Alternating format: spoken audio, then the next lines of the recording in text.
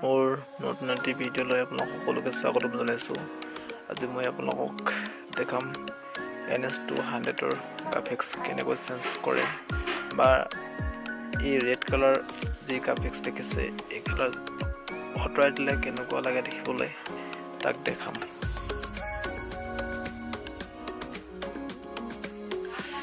Guys এতিয়া আপোনালোকে মোৰ হাতত প্লেট এখন দেখিছে। এতিয়া প্লেটখন লৈ মই এই বগা আৰু ৰঙা যোনটো আপোনাৰ গ্ৰাফিক্স দেখিছে এইটো মাজে মাজে এনেদৰে ভাল হ'ব লাগিব। কাৰণটো হৈছে কি এই দুইটা ভাবিছিলোঁ আপোনাৰ এক্সট্ৰা বুলি, কিন্তু এক্সট্ৰা নহয়, দুইটা আপোনাৰ কালাৰ চেঞ্জ একেলগতে আছে গ্ৰাফিক্স, সেইকাৰণে মাজে মাজে ভাল হ'বলগীয়া আছে। কাৰণ কেলৈ মোৰ ৰঙা ৰেড কালাৰ যোনটো গ্ৰাফিক্স সেইটো ভাল লগা নাই, সেইবাবে মই এইটো আঁতৰাই দিছোঁ। চাওক এনেদৰে এইটো লাহেকৈ আপোনালোকে এনেকৈ চকুত ধৰিব লাগিব, লাহে লাহে টানিব লাগিব। আপোনালোকে জোৰকৈ টানিলে থাকি আহে, লাহে লাহে টানিব লাগিব।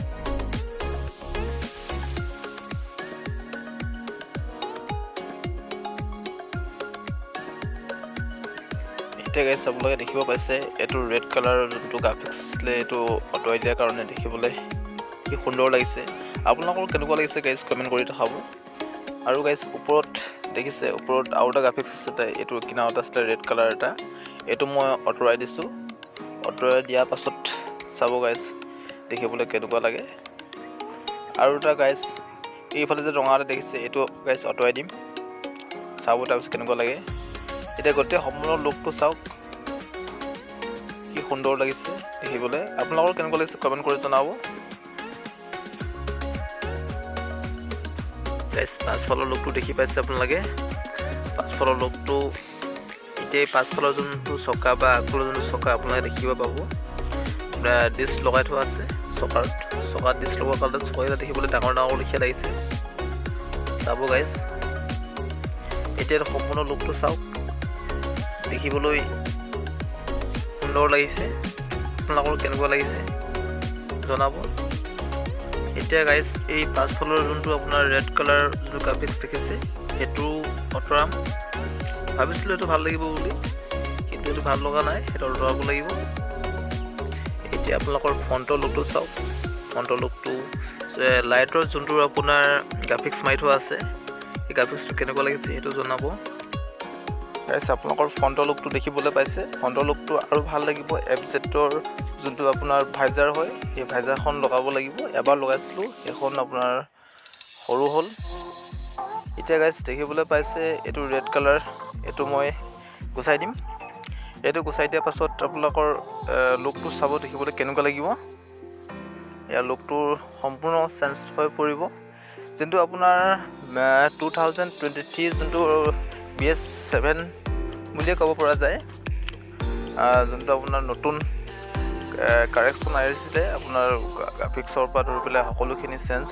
মই বেলেগ একো ইয়াত চেঞ্জ কৰিবলৈ নাযাওঁ, কিন্তু এই ৰেড কালাৰ যোনখিনি গ্ৰাফিক্স আছিলে সেইখিনি আপোনাৰ দেখিবলৈ মোৰ ভাল লগা নাছিলে বাবে মই আঁতৰাই দিব বিচাৰিছোঁ। আপোনালোকে এই গ্ৰাফিক্সটো এবাৰে দেখিছে কেনেকৈ মই অলপ জোৰ হোৱাৰ বাবে এইটো ঠিক আছে, একো নাই, তো আকৌ ৰখাব পৰা যাব সুন্দৰকণে। এতিয়া চাওক গাইজ সম্পূৰ্ণ লুকটো চাওক দেখিবলৈ কেনেকুৱা লাগিছে।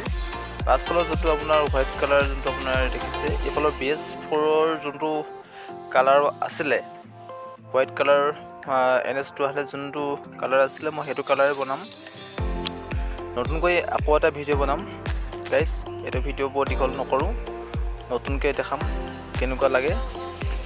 এতিয়া চাওক ফ্ৰণ্টৰ লুক, এইটো আপোনাৰ কেনেকুৱা লাগিছে এতিয়া সম্পূৰ্ণকৈ চাওক গাইজ, দেখিবলৈ কেনেকুৱা লাগিছে কমেণ্ট কৰি জনাব।